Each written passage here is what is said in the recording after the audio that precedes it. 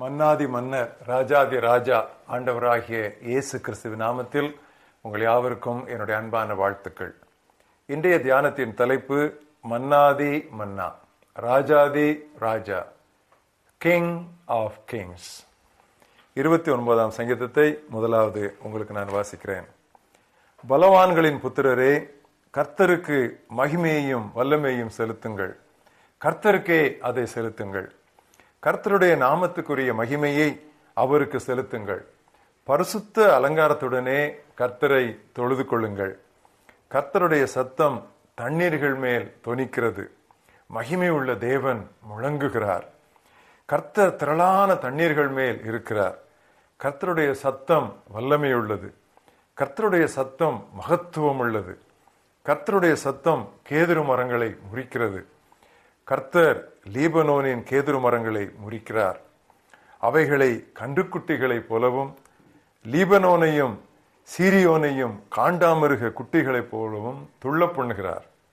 கர்த்தருடைய சத்தம் அக்கினி ஜுவாலைகளை பிளக்கும். கர்த்தருடைய சத்தம் வனாந்தரத்தை அதிர பண்ணும். கர்த்தர் காதேஸ் வனாந்தரத்தை அதிர பண்ணுகிறார். கர்த்தருடைய சத்தம் பெண் மான்களை ஈனும்படி செய்து காடுகளை நிறைக்கும். அவருடைய ஆலயத்தில் உள்ள யாவரும் அவருடைய மகிமையை பிரஸ்தாபிக்கிறார்கள்.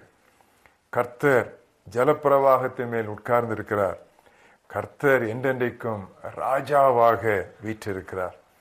கர்த்தர் தமது மக்களுக்கு பலம் கொடுப்பார். கர்த்தர் தமது மக்களுக்கு சமாதானம் அருளி அவர்களை ஆசீர்வதிப்பார். இன்றைய மனப்பாட வசனம் யோவான் 16ஆம் அதிகாரம் 33ஆம் வசனத்தின் பின்பகுதி. துணிவுடன் இருங்கள், நான் உலகின் மீது வெற்றி கொண்டு விட்டேன். Take heart because I have overcome the world. கர்த்தர் நம்மிடம் எதிர்பார்க்கும் விசுவாசம் வெற்றியை தழுவுகிற விசுவாசம். கிறிஸ்து நமக்கு முன்பாக வெற்றி வீரராய் செல்லுகிறார் என்பதை அது அப்படியே எழுத்தின்படி நம்பும். எந்த சூழலிலும் நம்முடைய பாதுகாப்புக்கும் நம்முடைய வெற்றிக்கும் அது கடவுளையே முழுக்க முழுக்க சார்ந்திருக்கும். எல்லா சூழ்நிலைகளிலும் எல்லா பிரச்சனையான சம்பவங்களிலும் முடியும், இட் இஸ் பாசிபிள் என்பதே அதன் கோட்பாடாக இருக்கும். இவ்விதமான சாதக விசுவாசம், பாசிட்டிவ் ஃபெய்த், நம்மை 3 விதமான அறிவுக்குள் நடத்தும். அதை நாம் சுருக்கமாக இன்று காலை நாம் கவனிப்போம். 1, நம்மை சுற்றியுள்ள எல்லா ஆபத்துகளில் இருந்தும் நம்மை எப்படி காப்பது என்று ராஜாதி ராஜாவாகிய நம்முடைய ஆண்டவருக்கு தெரியும். பேதுரு தன்னுடைய 2ஆம் நிருபத்திலே 2ஆம் அத்தியாயத்தின் 9ஆம் வசனத்தில் இப்படி எழுதுகிறான். தெய்வ பக்தி உள்ளவர்களை சோதனையிலிருந்து எப்படி மீட்க வேண்டும் என்று ஆண்டவர் அறிந்திருக்கிறார். எபிரேயர் 11ஆம் அத்தியாயம் விசுவாச வீரர்களின் பட்டியல், அதிலே 31ஆம் வசனத்திலே பார்க்கிறோம். விசுவாசத்தினாலே ராகாப் என்னும் வேசி உளவு பார்த்தவரை சமாதானத்தோடு ஏற்றுக்கொண்டு சேதமாகாதிருந்தார். அவருடைய விசுவாசம் அந்த பெரிய தேவன் மேலே, அந்த ஏகோவா தேவன் மேலே அவளுக்கு இருந்த அந்த விசுவாசம் அவளை பாதுகாத்தது.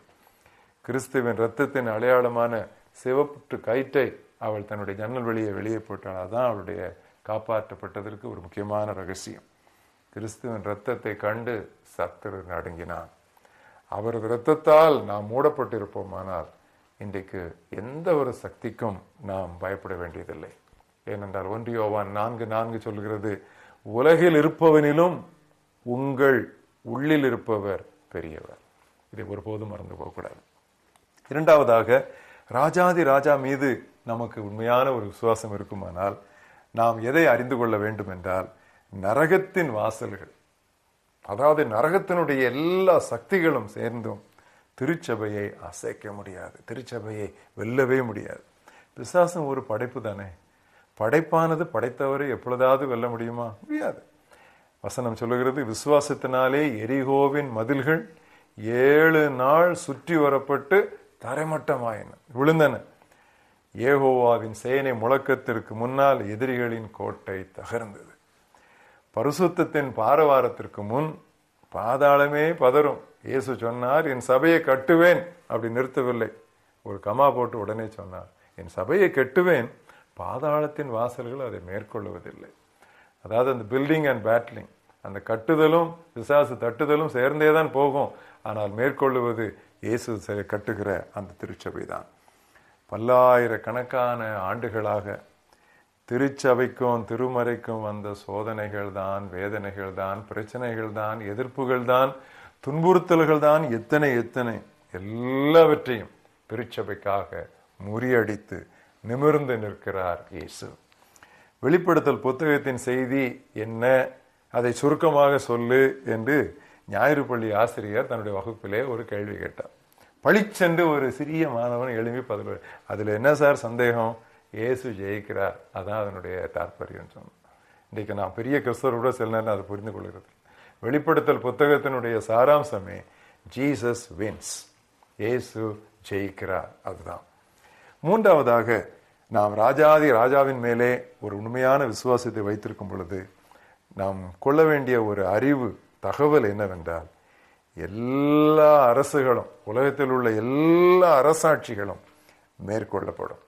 வசனத்திலே வாசிக்கிறோம், எபிரேயர் 11:33, ஆதி பக்தர்கள் விசுவாசத்தினாலே நாடுகளை வென்றார்கள். உலகின் எல்லா நாடுகளும் ஒரு நாளிலே கிறிஸ்துவின் சாம்ராஜ்யத்திற்கு முன் அடிபணிய வேண்டும். கடவுளுக்கு எதிராக இருந்த பொது உடைமை நாடான கம்யூனிஸ்ட் கண்ட்ரி ரஷ்யா என்னாச்சு தெரியுமா? 13 நாடுகளாக அது உடைந்தது. இன்னொரு நாடு, கடவுளுக்கு எதிரான ஒரு நாடு, சீன நாடு. 28,000 பேர் சீனாவில் மாத்திரம் தினமும் இயேசு கிறிஸ்துவை சொந்த இரட்சகராக ஏற்றுக்கொண்டு திருச்சபையில் சேருகிறார்கள். யோசித்து பாருங்கள்.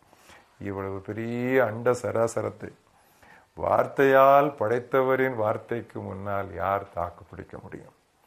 தானியேல் புத்தகத்தின் தலையாய தீர்க்க தரிசனமே அதுதான். சகல ராஜ்யங்களும் சகல கர்த்தத்துவங்களும் அவரை சேவித்து அவருக்கு கீழ்பட்டு இருக்குமா? வல்லரசு நாடுகள் என்று சொல்லுகிறோம், சூப்பர் பவர்ஸ். ஆனால் உன்னத வல்லமை, நம்ம பேசுகிறது சூப்பர் பவர்ல, சூப்பர் நேச்சுரல் பவர், அதுதான் நம்முடைய அரசு. நாம் அதிலே குடிமக்களாய், அதிலே பங்குதாரராய் இருக்கிறோம். ஆஹா, என்ன அதிசயம், என்ன அற்புதம், என்ன நிலைமை! எனவேதான் ஆதி சீடர்கள் நாங்கள் கிறிஸ்துவின் ஸ்தானாதிபதிகள் என்று சொல்லி தைரியமாய் துணிவுடன் எல்லா சூழ்நிலைகளிலும் எவருக்கு முன்பும் தலை நிமிர்ந்து நின்றார்கள். தம்பி எசேக்கியா பிரான்சிஸ் ஏகோவா நிசி என்று ஒரு அழகான ஒரு பாடலை ஏற்றினார். அந்த பாடல் ஏற்றப்படும் பொழுது எத்தனை மணி நேரங்கள் முழங்காலில் நின்று கண்ணீரோடு அந்த தம்பி அந்த பாடலை ஏற்றினார் என்று சொல்லி எனக்கு தெரியும். அந்த பாடலிலே உள்ள ஒரு கவியை நான் வாசிக்கிறேன். முடிந்ததென்று முழங்கி நிற்கும் வீரனே, முற்றும் அவனை முறியடித்த சீலனே, சிலுவையில் சிரம் நசித்த சீலனே, சிலுவை கொடியை ஏற்றும் தேவ பாலனே, வெற்றி வாகை சூட்டி பணிகிறோம். நல்ல ஆண்டவரே, இந்த அருமையான வேளைக்காக நாங்கள் துதிக்கிறோம். உம்முடைய குமாரனா இயேசு கிறிஸ்துவை கர்த்தாதி கர்த்தாவாக, ராஜாதி ராஜாவாக, மன்னாதி மன்னராக எங்களுக்கு நீர் கொடுத்ததற்காக நாங்கள் உம்மை துதிக்கிறோம். பூ உலகிலே உள்ள எல்லா முழங்கால்களும் அவருக்கு முன்பாக முடங்கி, எல்லா தலைகளும் அவருக்கு முன்பாக வணங்கி, எல்லா நாவுகளும் அவரே கர்த்தர் என்று உமக்கு மகிமை உண்டாகும்படி அறிக்கையிடுகிற, கோஷமிடுகிற, முழக்கமிடுகிற அந்த நாளை காண எங்களுடைய கண்கள் வாஞ்சித்து எதிர்நோக்கி நிற்கின்றன. கர்த்தாவே, அந்த நாளை சீக்கிரமாய் நாங்கள் காண உதவி செய்யும். அது நடக்க போகிறது, நிச்சயமாகவே அது வரப்போகிறது. அந்த விசுவாசத்தோடு எல்லா சூழ்நிலைகளிலும், சோர்வுண்டாக்கும் எல்லா வேளைகளிலும் நாங்கள் தலை நிமிர்ந்து நிற்க நீர் எங்களுக்கு உதவி செய்யும். இயேசு கிறிஸ்துவின் நாமத்தில் ஜெபிக்கிறோம் எங்கள் ஜீவனுள்ள பிதாவே, ஆமென்.